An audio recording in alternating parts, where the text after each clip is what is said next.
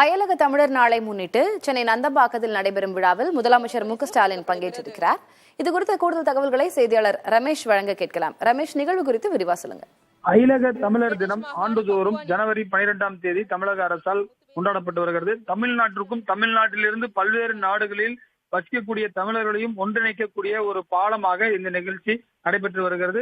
குறிப்பாக இந்த நிகழ்ச்சியில தற்போது பப்புவா நியூகினியா நாட்டை சேர்ந்த கவர்னர், அதே போல மலேசிய நாட்டை சேர்ந்த MP சரவணன், இலங்கை நாட்டு அதிபர், இலங்கை நாட்டு அமைச்சர் மற்றும் இலங்கை நாட்டுடைய MP உள்ளிட்டோரெல்லாம் பங்கேற்றிருக்கக்கூடிய பல்வேறு நாடுகளில் முக்கியமான பதவிகளில் வைக்கக்கூடிய தமிழர்கள் இந்த நிகழ்ச்சியில் பங்கேற்றிருக்கிறார்கள். ஏற்கனவே தமிழக அரசு வேர்களை தேடி என்ற ஒரு நிகழ்ச்சியை வெளிநாடுகளில் அவ்வப்போது மலேசியா, சிங்கப்பூர் போன்ற நாடுகளில் நடத்துகிறார்கள்.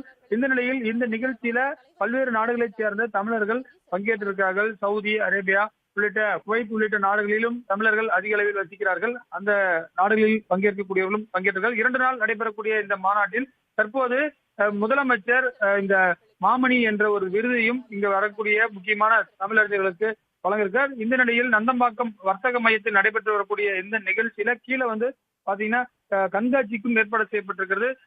பல்வேறு நாடுகளில தமிழர்கள் எந்த மாதிரியான தொழில் முன்னேற்றங்களில் ஈடுபட்டிருக்கிறார்கள் என்பது குறித்த பல்வேறு அரிய புகைப்படங்களும் இதில் இடம்பெற்றிருக்கின்றன. இது இந்த நிகழ்ச்சியில முதலமைச்சர் இன்னும் சிறிது நேரத்தில் உரையாற்ற இருக்கிறார். தலைமைச் செயலாளர் முருகானந்தம் சற்று முன்பு வரவேற்புரை நிகழ்த்தினார். வெளிநாடுகளில் இருந்து வந்திருக்கக்கூடிய முக்கிய தலைவர்களும் உரையாற்ற இருக்கிறார்கள்.